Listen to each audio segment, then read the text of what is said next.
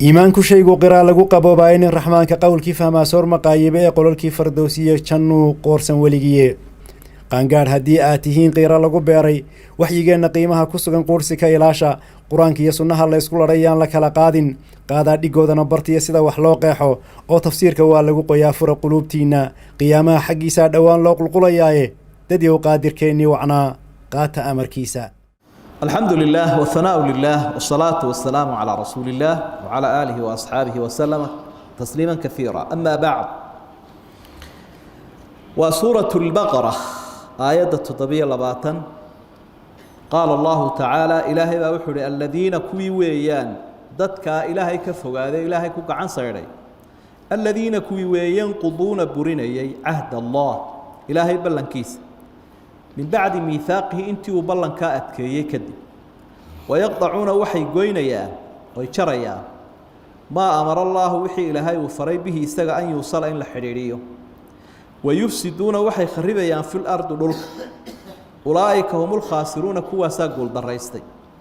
كيف تكفرون بالله تديهو سيده الهي وقالوا بيسا وكنتم امواتا idinko ahaa kuwa dhintay فاحياكم ويدين نوليي ثم يميتكم هدنا ويدين دلي دونا مركا آخرة سنة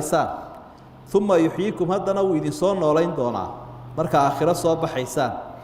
ثم إليه ترجعون انتا كذب إلهي با ليدين عرين دونا يو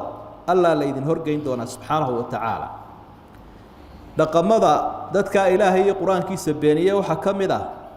ballanku ilaahay kitaabka kaga qaaday ee rasuulkuna uu soo gaarsiiyay ee horena ilaahay adoomaha uga qaaday miithaaqa ay ballankaas ka baxaan oo ballan waxa uu ilaalin ama ilaaliye un qof iimaan leh iimaanka qof kale ba aad u ilaaliye ballan marka ballantu way la fududahay waxa laga yaabaa hadii maslaxadooda iyo manfaacadooda ay helaan dheef ay doonayaan inay ballanka jabiyaan ay ka baxaan sidoo ilaahay bay la yarqubuna fi mu'minin illa wala dhimma qof mu'mina qaaluma ilaalinayo qaraabanimo ama xigtanimo iyo ballan midnaba ima ilaalinayo taas waa dhaqan ay leeyihiin iimaan laantaana keenaysa waxa kale ay gooyaan wixii ilaahay uu faray in la xiriiriyo wuxuu ilaahay faray in la xiriiriyo waa khalqigi qaybahoodii kala duwanaa ee ilaahay uu faray in la xiriiriyo ay kow ka ahaayeen ehelkaaga iyo jaarkaaga iyo madaxdaada iyo dadka wada shaqaysanaysaan ama wada nooshihiin iyo muslimiinta oo dhan cid kasta oo xaq ugu leh xaqeeda fahal casaytum in tawallaytum an tufsiduu fi al-ardi wa tuqaddi'u arhamakum ulaa'ika alladhina la'anahum Allah fa asammahum wa a'ma absarahum hadii aad diinta ilaahay ka sii jeedsataan dad yahow waxa u dhowdihiin ama dhab ah ina qaraabada goysaan buu lahay arxamtiya qaraabada dunuubta waaweyna waa kamid gaalkana dhaqan bay u tahay maantana casrigan aynu joognaa ilbaxnimada ay sheeganayaan waxaynu ogsoonahay qofka bani aadamka aabaha iyo hooyadu mid waliba ilmihiisa yaraa uu tuuro xanaanu ku tuuray qofkii ilmihiina markii uu isaguna weynaaday wuxuu ugu abaalguday aabihii iyo hooyadii inuu isaguna ka dhaqaajiyo markuu 18 gaadho kadibna iyagana xanaanadii lagu tuuro halkaasay qaraabo goysnimadii ayay shaqo u noqotay caan ku noqdeen wuxuu ilaahay sii raaciyay arinta natiijadeedu inay tahay ulaaika humul khaasiruun ana hadii diinta ku dhaqmi wada khasaara ku dambeynaya si kala hadaynu dhigno xaq ilaahay lahaana way diideen xaqi khalqigu ku lahaana way diideen oo way dafireen natiijadooda adduuniya aakhiraba waa khasaaro استفهام بهالكن إلى هاي وصار سؤال لا يقانا إنكاري يتعجبي والله يا إلى هاي نو تعجبوا لا أن كان الله من هاي سبحانه وتعالى بلا نقول والله يا بسنا يذكر الله يا سيد إلهي وقالوا بيس يسوى كعنت وايد كوهية لبقى رياضي يلا بنا لا ضدك أمره يسوى يدين مرير رب سبحانه وتعالى لبقى رياضة ما الله ورد مشوا يلا بنا لا تركبون طبقا عن طبق وفي مرحلة مريا يا مريي إلهي سبحانه وتعالى مرك إله ساكو أبو ريان مرحلة كم مرينا يا جعنتك وجوهيا سيدا دوجا قالوا لي dee insaanku waa abaallaawe insaankan iimaan laha u ahay marka geerida hore waxaynu geerida dambe waynu garanay de waa tan aynu sugaynaynu dhimanayno labada nololoodna waynu garannayoo midi waa tan uurka hooyo ilaahay uu nagu nooleeyey midina waa ta aakhiro lasoo noolaynayo khalqiga lasoo noolaynayo aakhira lasoo nooleynaya marka la abaal marinayo taa garanay marka geeridan ilaahay uu horreysiiyey ee uu yidhi wa kuntum amwaatan waa geeriyeyseen maxay noqonaysaa ee uu ku bilaabay ee afarta u horreysa waxay leeyihiin qofka bani aadamka ahi dee waxba la-aanba asal u ahay wax jiru ahaa mise waxba la-aan waxba la-aan buu ahaa marka mar hadduu waxba la-aan ahaa waxba la-aantaas waxay u dhigantaa isagoo noolayn dee muu noolayn wuu geeriyeysnaa mar haddaanu jirin dee mar haddii aanu jirin oo waktigaa aanu joogin wax geeriyeysanoo kale u ka dhignaa insaan noola ama ahayn dee hal ataa cala alinsaani xiinu min addahri lam yakun shay-an madkuuran qofkii bani aadamkaa waxa soo maray baa ilahay ui wakti aanu ahaynba wax la sheego wax la sheegaba mu ahayn markaa wuu geeriyeystaa culimada fuqahada ee axkaamta mararka qaarkood baa waxay kala soo baxaan aayadaha caqiidada ka warramaya masalooyin fiqiya marka waxay leeyihin ilmaha yari hadduu soo dhasho isaga oo aan noolayn wax xuquuqahoo uu leeyahay ma laha qofka nooli xuquuqduu yeelanayo ma yeelanayo leannahu wuxuu la mid yahay jaamidaadkaasuu la mid yahay jaamidaadkaa waxaa qalalan unbuu la mid yahay marka xuquuqdii qofka noole uu lahaa sida salaadii iyo iilkii iyo qabrigii iyo dhaxalkii iyo waxyaabihii nooca ahaa ma yeelanayo oo waa arrin kala saaraysa qofka bani aadamka ah iyo la-aantii noloshaasaa kala saaraysa masalada waxa iyadoo ay ka hadlaysa caqiide aayaddu haddana masaladaa fiqigaa bay kala soo baxeen huwa ilaahay aladii ilaahay weeye khalaqa lakum idiin abuuray maa fi lardi jamiican wax allo waxaan dhulka ku haysaan dhammaantii idinku idiin abuuray uma istawaa ila asamaa samada ayuu intaa kadibna ilaahay u qastiyey fasawaahunna sabca samaawaat wuxuu ka dhigay 7 sabo wa huwa bikulli shayin caliim wax walbana ilaahay wuu ogsoon yahayoo waxba kama qarsoomaan rabbi waxaa ilaahay uuna tusinayaa siduu abuurkeenna u leeyahay inuu arsaaqadeennana u leeyahay bal xaggeed ilaahay uga firdhanaysa xaggeed kaga kaaftoomaysa xaggeed uga gaaloobaysa isagaa ku abuuro marxaladaha ku mariyay intaad ifkan joogtana adduunkan inta aad joogtana arsaaqadaada isaga haya wuxuu ku abuuray halkaad ku nooshahay cirkiyo dhulkii aad ku dhex noolayd buu ku abuuray arsaaqadaadiina isaga haya khalaqa lakum maa fi lardi jamiican dhulka waxa dul saaran oo dhan buu idiin abuuray idinka marka laamtu tacliiliyana way noqon kartaa la leeyahay ama ibaaxana waa noqon karta idinkaa la idiin ibaaxeeyo xalaal idiin ama dartiin baa loo abuuray si kale haddaad u dhigto kownkan aynu ku noolay waa ku casuumanahay ilaahay baa iskale subxaana wa tacaala waxaynu ku noolaanaynay iyo waxaynu neefsanaynay iyo wixii anficeennu ahay oo dhan buu diyaariyey qof haddii la casuumo oo casuumadaad u qiimo badan oo wanaagsan la keeno maxaa la gudban waxaa la gudban dee si adab leh inuu casuumadiisa u intifaacsado oo una mahadnaqa ciddii casuumtay haddii iminka lagu casuumo oo casuumad qaaliga lagu diyaariyo oo aan cidiba gaadhayno kharashkeedu badan yahay oo markaad timaaddo ciddii ku casuumtay aada gurigeedii kharibto oo isagii aada caydo oo dhan walba u riddo xumaantii maxaa lagu odhan de waa in lagu garbaduubo wey waa lagu garbaduubaya nin waalan baata abaallaa waata markaa sidaas oo kale haddaad taa la yaabayso qofka noocaa sameeya in dee sidaa dadku u arkayaan haddii aada la yaabsan tahay waxaad la yaabtaa ilaahay adduunkan sidaa isugu keen qoofale isugu keen hagaajiyey inoo barwaaqeeyey ayna dhex keenay inagoon itaaliya arrintoona lahayn insaanka ku gacan sayda ee yidhi ma jirtid ee yidhi kuma caabudaya ee yidhi waxaa xaq uma lihid ee dafire ilaahay subxaana wa tacaala maxaad loola yaabo wey marka aayaddu waxay daliil u tahay culamada fiqigu sida ay maaragtay masaladaa u caddeeyaan ama aayaddaba usoo daliishadaan ana alasla fi lashyaai alibaaxa waxaanaynu dhulka dhexdiisa ku hayno waxa ma asalkiisu ma inuu xalaal yahay baa mise waa inuu xaaraan yahay waxaan dhulka dhexdiisa yaalla ama badaha yaalla ee dhir leh ee xayawaan leh ee dhaqdhaqaaq leh asalkiisu waxa weeye inuu xalaal yahay ilaahay baa halkan ku cadeeyay waxaan abuuro dhan dhulka dhexdiisa jamiican buu waliba ku sii adkeeyay wuu sii adkeeyay marka hore wuxuu idinkaan idin abuuray haddana dhammaantiin waa idin wada xalaal marka wixii aad cunayso haddii lagu idhaahdo waa xalaal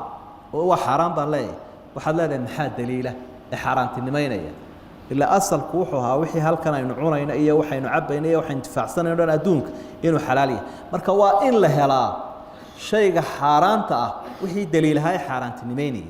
haddaynu daliil weyno shaygaa aynu intifaacsanayno adduunka dhexdiisa daliil xaaraantinimeeya inuu xalaal yahay baa lagu wadayaa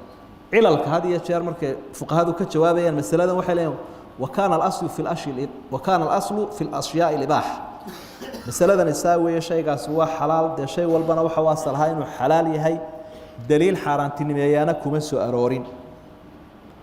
daliilka had iyo jeer xaaraanta loo qaadanaya inuu daliil yahayna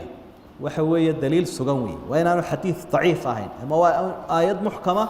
ama waa xadiid haabit ahoo sugan wajanib الضaciifa fi اlcaqaa'idi wa xukmi rabbina alcadiim اlwaaxidi sida ay leeyihiin culamaa اlisطilaax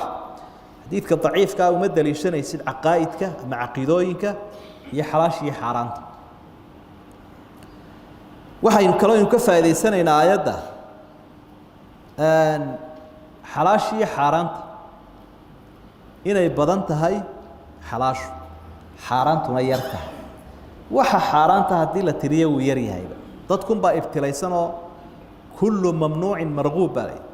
qofka wixii loo diidaa unbuu ka daba dhacaa si eegayaae inta xaaraantiiba waa yarta oo haddii aad arki doonto nebi aadam calayhi salaam waxa la jannadaasoo dhan daaq waynu arki doona waa gaari shadiisa waa tan soo socota laakiin geedkaas uun iska ilaali jannadii iyo geedka iyamaa badan dee waxa badan jannadii ilaahay baa badan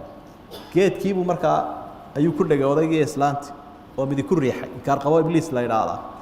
innagana bal waxaad isu eegtaa adduunkan waxa yaalle faraha badan ee bad iyo berri ku jira ee la dheefsanaya farabadnaantiisa xalaasha ah iyo in yaroo la tiriyeyba oo xaaraana dee intaa yarunbaa geedkii ka dhigan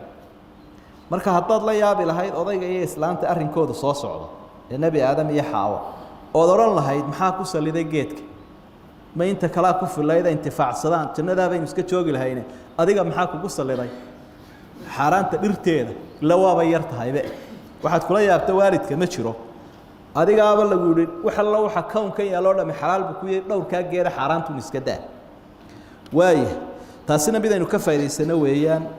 istawaa erayga ahi mar mafcuul toosa buu qaataa isagoo xaraf jaar aan isticmaalayn marna wuxuu qaataa erayga ilaa ayaa ka dambeeya sida halkan oo kale marna calaa baa ka dambeeya marka calaa kolka ay ka dambayso macnihiisu istiwaa buu noqdaa in shaygaasi uu ku ekaaday laakiin kolka ilaa ay ka dambayso sida halkan oo kale waa macnihiisu waa qasad weeye oo istawa uu ku egaaday halkan maahee ilaahay samadiisu u qastay weeye toddobuu ka dhigay wax walbana wuu karaa dhulkiibuu abuuray wixii khayr dhex yaallay buu abuuray samooyinkiioo toddobaana wuu abuuray toddobadii dhulkiina waa toddoba marka intaasoo dhan waxaa lagu cadcadaynayaa ilaahay ku abuuray ee intifaaca iyo arsaaqadaa ku siiyey ee adduunkan kugu casuumay edab uga dambeeyo ka amar qaado marka halkan waxaa rabbi uu xusaya haddaba khalqigan caqliga leh inta caqliga leh ee ilaahay u abuuray waa jinka iyo insiga iyo malaa'igta saddexdaa qaybood iyo abuurkoodii hore iyo imtixaanada la soo maray iyo imtixaankaa cidda ku guulaysatay iyo cidda ku fashilantay qisadii nebi aadam oo qisooyinkii aynu xusaynay u soo horeysa ayaa halkan aynu ku arki doonaa qisaska had iyo jeer qur-aanka dhexdiisuna faraha badan ay noo iman doonaana faa'iidooyin badan bay leeyihiin qisooyinkaasi faa'iidooyinka ay leeyihiin waxaa ka mid ah nebiyada iyo wixii dhibaato soo maray ayaa rabbi inoo caddeeya subxaanahu wa tacaala si aynu ugu cibro qaadanno laqad kaana fii qasasihim cibratun liuli lalbaab cashar iyo deris baa ku sugan nebiyada qisadooda ciddii caqlina ay wax ku qaadan karayso dadkii ahlulkitaabka ahaa qisooyin badan baa kutubtooda ay xusayeen dadka been bay uga sheegeen qisooyinkii ay badbedeleen bay ummadda u keeni jireen qur-aanku sida xaqaa buu caddaynaya oo carabtii ay harawsan jireen ama beenta u sheegayeen iyo ummadihii ay beenta gaadhsiinayeenba beentoodii waxa suulinaya qisadii oo saxa ayaa qur-aanka kariimka ilaahay uu kusoo bandhigaya subxaana wa tacaala faa'iidooyinka qisooyinku leeyihin waxaa ka mid ah dadka kibre iyo kuwa daalimiinta ah ee dulmifalayaasha ah markay qisada akhriyaan ay arkaan dee waa inay gartaan cidhibxumadooda halkay ku dambaynayso ilan intaasoo daalim baa adduunyada soo maroo kibrayoo adhaxda ka jabay faqsus ilqasasa lacallahum yatafakkaruun qisooyinka u akhri bal inay kuwaasi fikiraan ay wax qaataan buu ilaahay wa tahbiitu fu'aadi rasuul walikulli daacin qisooyinku nebi maxamed bay qalbiga u dejiyaan iyo qof kasta oo xaq wado oo wanaag dadka gaadhsiinaya wa kullan naqusu calayka min anbaa'i rusuli maa nuhabitu bihi fu'aadak qisooyinka aan kuu sheegaya qalbigay kuu sugayaan nebi muuse ilaahay u naxariista buu nebigu lahaa calayhi salaatu wasalaam markay damqado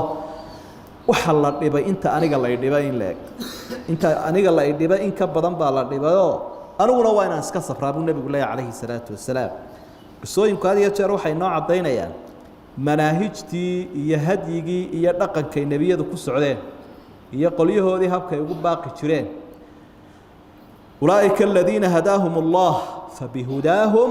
iqtadi nebiyadaa ilaahay baa hanuuniye bal adiguna manhajkoodii ku soco baa layna leeyahy waa darbun min duruubi tarbiya qisooyinku had iyo jeer waxa weeyaan bani aadamkan adduunyada soo maraya siiba dadka muslimiinta waa shay rabeeya cid waloo bulshada ka mid ihiba markay qisas ka akhrido casharo khuseeyay ka helaysa maalan qolada dhaqaalaha markuu qofku akhriyo qisadii nebi yuusuf dhaqaalo saxan oo horumar leh ayuu ka helayaa istaraatiijiyad leh waata kutubtaba laga qoray iyo dhaqaalaha faasidka ah oo kii qaaruuna dadka had iyo jeer madaxda iyo mas-uuliyiintu madax wanaagsan oo ay ku daydaan oo caadiliina oo dal iyo dadba anfacay bay qisaskaa ka helayaan sida nebi sulaymaan iyo dulqarnayn iyo nebi daawud iyo dee dadkii qur-aanku uu tilmaamay istibdaadkooda iyo kelitalisnimadooda iyo guuldarrada ay uga dhaceenna qisadii fircoon bay ka akhriyi karayaan dhallinyaradoo kale qisadii nebi yuusuf markay akhriyaan iyayna shucayb qisadoodii dee xishoodkii iyo cafaafkii iyo akhlaaqiyaadka wanaagsan iyo siduu dhaxalgalka u yahay ayay